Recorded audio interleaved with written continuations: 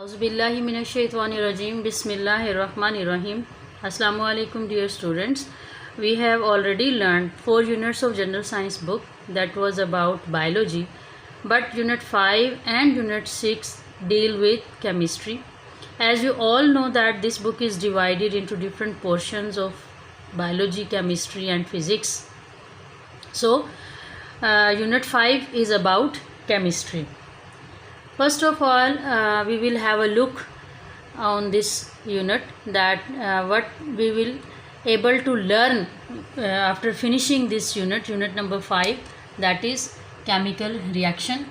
Unit objectives are to understand chemical reactions, balancing a chemical equation, law of conservation of mass, types of chemical reactions, importance of exothermic reactions in our daily life. इस unit में हम इन तमाम चीज़ों के बारे में detail से पढ़ेंगे, लेकिन सबसे पहले जैसा कि मैंने आपको बताया ऑलरेडी कि ये जो यूनिट है ये केमिस्ट्री के बारे में है, तो हम बहुत ही बेसिक से स्टार्ट लेंगे कि बेसिक जो टर्मिनोलॉजी है केमिस्ट्री की वो समझना आपके लिए ज़रूरी है ताकि आप इस यूनिट को अच्छी तरह से अंडरस्टैंड कर सकें। So first of all I would like to share that what is chemistry.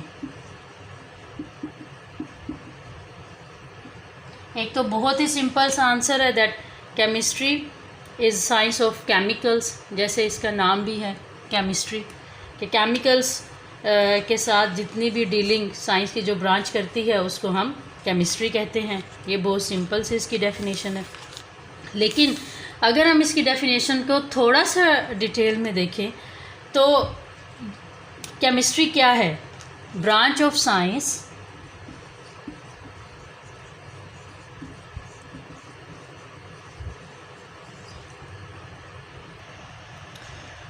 branch of science deals with composition, structure, properties and reaction of matter is called chemistry. अब थोड़ा सा इन चीज़ों के बारे में हम पढ़ लें। कंपोजिशन क्या है? What is meaning of composition? Composition का मतलब है कि अगर कोई भी चीज़ है डेफिनेटली कि उसकी तरकीब क्या है, वो किस रेशो से मिलकर बनी है, उसके अंदर कौन कौन से मज़ीद एलिमेंट्स को यूज़ करके उस चीज़ को कंपोज किया गया, उसको बनाया गया है।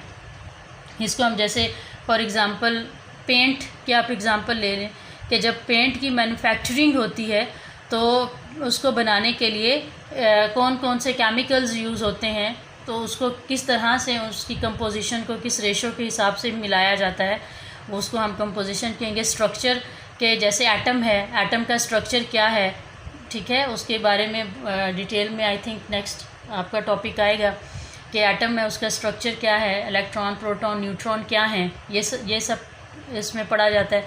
फिर उसके बाद प्रॉपर्टीज़ के कोई भी केमिकल है या मैटर है उसकी प्रॉपर्टीज़ क्या हैं। Properties you know very well that properties are divided into physical properties and chemical properties. We will discuss about it letter.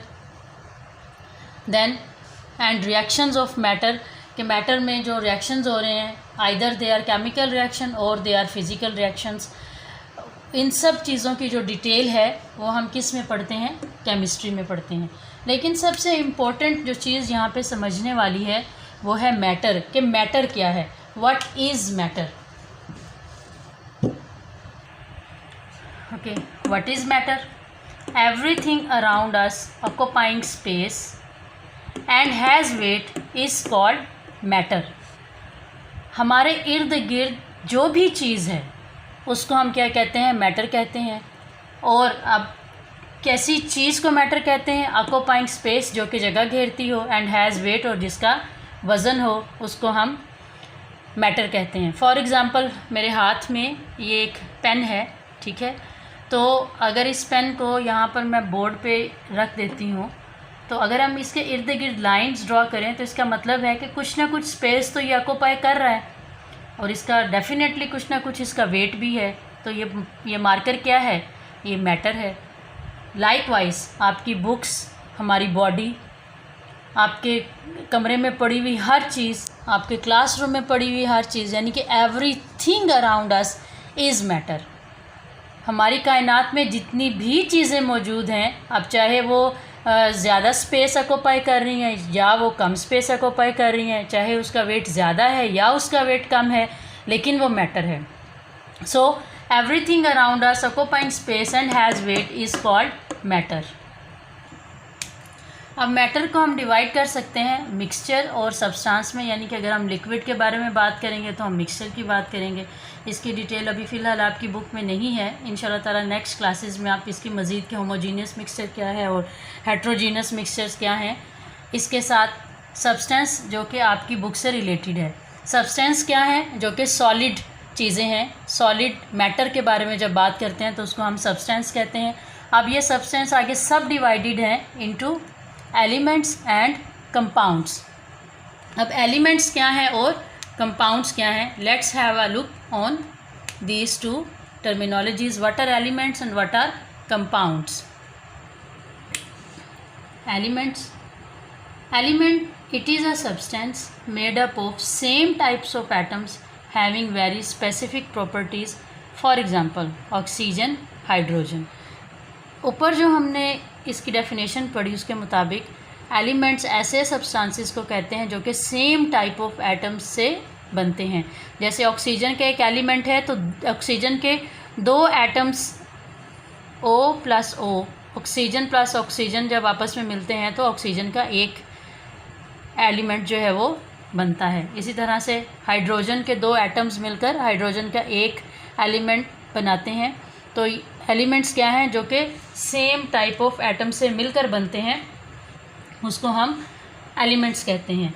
अब ये एलिमेंट्स जो हैं इनको हम डिकम्पोज नहीं कर सकते सिंपलर जो केमिकल रिएक्शंस हैं उनके थ्रू, क्योंकि इसको डिकम्पोज करने के लिए बहुत हाई लेवल के केमिकल रिएक्शंस की ज़रूरत होती है। एलिमेंट्स जो हैं वो ऑलरेडी हमारी नेचर में अकर करते हैं और इस almost 118 elements have been discovered.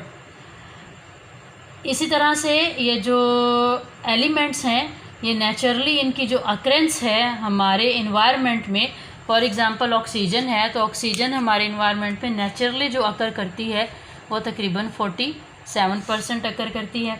इसी तरह से हाइड्रोजन है तो हाइड्रोजन तकरीबन 11% हमारी एनवायरनमेंट में मौजूद है। इस तरह से बाकी तकरीबन जितने भी डिफरेंट टाइप्स ऑफ एलिमेंट्स हैं इस उनकी वेटेज जो है वो डिफरेंट है, लेकिन ये वेटेज जो है ये इसके क्रस्ट ऑफ अर्थ, ओशियन और एटमॉस्फेयर के लिहाज से भी डिफरेंट है। अभी जो मैंने आपसे शेयर किया ऑक्सीजन की जो रेशो है नेचुरली अकरिंग अर्थ क्रस्ट में 47% है, लेकिन हमारी जो एटमॉस्फेयर है जिसमें हम सांस लेते हैं उसमें इसकी जो वेटेज है वो 21% है। इसी तरह से जो हाइड्रोजन की वेटेज है ये इसकी वेटेज मौजूद है ओशियंस में, कि ओशियंस में हाइड्रोजन जो है वो 11% मौजूद है। अब ये जो एलिमेंट्स हैं ये 3 स्टेट्स में पाए जाते हैं, जैसे सॉलिड्स में, लिक्विड्स में भी और गैसेस में भी। Okay, what is a compound? It is a substance made up of 2 or 3 or more elements chemically combined together in a fixed ratio is called a compound. For example, जब carbon और oxygen chemically एक दूसरे के साथ react करते हैं then they produce carbon dioxide. अब जिस रेशो से ये एक दूसरे के साथ रिएक्ट करते हैं वो रेशो क्या है? 3/8 की रेशो बाय मैस, यानी कि इतनी वेटेज की ये दोनों कार्बन और ऑक्सीजन जब आपस में रिएक्शन करते हैं तो कार्बन डाइऑक्साइड बनाते हैं, तो इनकी जो रेशो बनती है वो 3/8 की रेशो से ये एक दूसरे के साथ केमिकली रिएक्ट करके कार्बन डाइऑक्साइड प्रोड्यूस करते हैं। इसी तरह से similarly water is a compound formed by a chemical combination between hydrogen and oxygen in a fixed ratio of 1:8 by mass. इसी तरह से पानी का जो कंपाउंड है H2O, जब इसकी केमिकल कंपोजिशन होती है हाइड्रोजन और ऑक्सीजन के साथ, तो वो किस रेशो में एक दूसरे के साथ मिलते हैं, 1:8। तो ऐसा सब्सटेंस जो कि टू और मोर एलिमेंट्स केमिकली जब कंबाइंड होते हैं और सब्सटेंस जो प्रोड्यूस होता है उसको क्या कहते हैं, कंपाउंड कहते हैं। अब मैटर में जो चेंजेस होती हैं वो दो तरह की चेंजेस हैं, physical and chemical. There are 2 types of changes occur in matter, physical change and chemical change. Physical change क्या है? Physical change is a temporary change. जैसे फॉर एग्ज़ाम्पल, आपको पहले एग्ज़ाम्पल से मैं समझाऊंगी। यहाँ पे मैंने राइट डाउन भी किया हुआ है, formation of ice from water. अभी आजकल गर्मियाँ हैं, अपनी रेफ्रिजरेटर में बर्फ़ बनाते हैं, तो बर्फ़ किससे बनती है? पानी से बनती है, ठीक है। लेकिन अगर उसी बर्फ़ को उसका आप टेम्परेचर चेंज कर दें तो क्या होगा कि वही बर्फ़ दोबारा से पानी में चेंज हो जाएगी। तो इसका क्या मतलब हुआ कि ये चेंज क्या था? टेम्परेरी चेंज था। जिस पानी से आपने आइस को बनाया, अगर उसी आइस का आप टेम्परेचर चेंज कर दें तो यही आइस दोबारा कन्वर्ट हो जाएगी वाटर में। तो इससे क्या हुआ कि इसकी प्रॉपर्टीज़ के ऊपर किसी किस्म का कोई भी इफ़ेक्ट नहीं पड़ा। तो ऐसी चेंजेस जो कि टेम्परेरी होती हैं और वो अपनी ओरिजिनल स्टेट में वापस आ सकती हैं, ऐसी चेंजेस को हम क्या कहते हैं? फिज़िकल चेंज कहते हैं। इसी तरह से बर्निंग ऑफ वैक्स है, मोम का जलना। तो मोम को अगर मेल्ट किया जाता है जब, तो उसको अगर आप दोबारा कूल डाउन करके उसको आप रीमोल्ड करके उसको आप दोबारा शेप दे सकते हैं। तो ये भी किसकी एग्ज़ाम्पल है? फिज़िकल चेंज की एग्ज़ाम्पल है।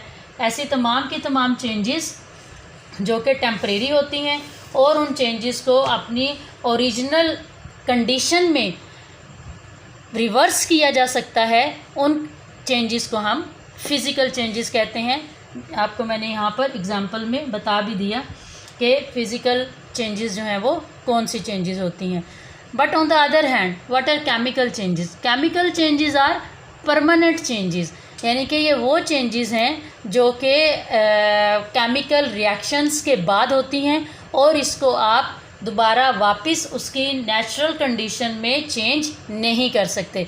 फॉर एग्ज़ाम्पल, वाटर जो है H2O, ये किससे मिलकर बनता है? हाइड्रोजन और ऑक्सीजन से। तो जब हाइड्रोजन और ऑक्सीजन कंबाइन होते हैं तो वाटर बनाते हैं, लेकिन जब वाटर को डिकम्पोज किया जाता है तो वाटर डिकम्पोजिशन के बाद जो है वो हाइड्रोजन और ऑक्सीजन में चेंज होता है। अब वाटर क्या है? वाटर, पानी और हाइड्रोजन और ऑक्सीजन क्या है? गैसेस हैं, यानी कि एक बिल्कुल डिफरेंट प्रोडक्ट मिल रहा है। तो इसको हम क्या कहेंगे? These are the permanent changes. इसी तरह से फॉर एग्ज़ाम्पल, आप यहाँ पे जैसे लोहा है उसको जंग लग जाता है, तो अब जो रस्टिंग का जो प्रोसेस है, क्या आप उस रस्ट को दोबारा उस आयरन में कन्वर्ट कर सकते हैं? नहीं कर सकते। तो ऐसी चेंजेस को हम क्या कहते हैं? केमिकल चेंजेस हैं, और जो कि केमिकल रिएक्शन के बाद होती हैं। तो उन चेंजेस को, परमानेंट चेंजेस को हम वापस उसकी ओरिजिनल कंडीशन में रिवर्स बैक नहीं कर सकते। इन ऐसी चेंजेस को हम कहते हैं chemical changes. So we can define chemical change as change in a substance during which entirely new substances with different chemical compositions and properties are formed is called chemical change। यानी कि ऐसा change substances में जिसमें बिल्कुल ही एक new substance बन रहा है, जिसकी केमिकल कंपोजिशन भी चेंज है और उसकी प्रॉपर्टीज़ भी चेंज हैं। तो ऐसी चेंज को हम क्या कहेंगे कि ये केमिकल चेंज हैं, ये परमानेंट चेंजेस हैं। और इस केमिकल रिएक्शन के नतीजे में जो रिएक्टेंट्स हैं, और वो रिएक्टेंट्स जब केमिकल रिएक्शन के प्रोसेस से गुज़रते हैं और जो प्रोडक्ट हासिल होता है, तो ये इंटायरली डिफरेंट, अपने रिएक्टेंट से जो प्रोडक्ट इंटायरली डिफरेंट प्रोड्यूस होता है, और इन तमाम चेंजेस को हम रिवर्स बैक नहीं कर सकते। ऐसी चेंजेस को हम क्या कहते हैं? Chemical change. Okay students, we have already learned some basic definitions of chemistry. So the next you have to do is your homework. Write and learn question number 5.2 short questions from exercise of unit 5. Unit 5 की exercise का question number 5.2 आपने करना है, जो कि short answer questions हैं। अपनी notebooks के ऊपर लिखना भी है और आपने याद भी करना है। ये इन तमाम जो बेसिक डेफिनेशंस हमने अभी डिस्कस की हैं, इसको आप सब ने अच्छी तरह से लर्न करना है, क्योंकि आगे जो चैप्टर हम पढ़ेंगे, डिटेल जब पढ़ेंगे तो उस डिटेल में ये तमाम जो टर्मिनोलॉजी है ये बहुत ज़्यादा यूटिलाइज़ होगी। तो इसीलिए पहले लेक्चर में आपके साथ इन तमाम टर्मिनोलॉजीज़ को डिस्कस करने का मकसद ही यही है कि जब हम नेक्स्ट अपना यूनिट स्टार्ट करेंगे, नेक्स्ट टॉपिक्स पढ़ेंगे, तो आपको उसको समझने में किसी किस्म की मुश्किल पेश ना आए। I hope that you have learn your lesson well. Stay safe. अल्लाह हाफिज़।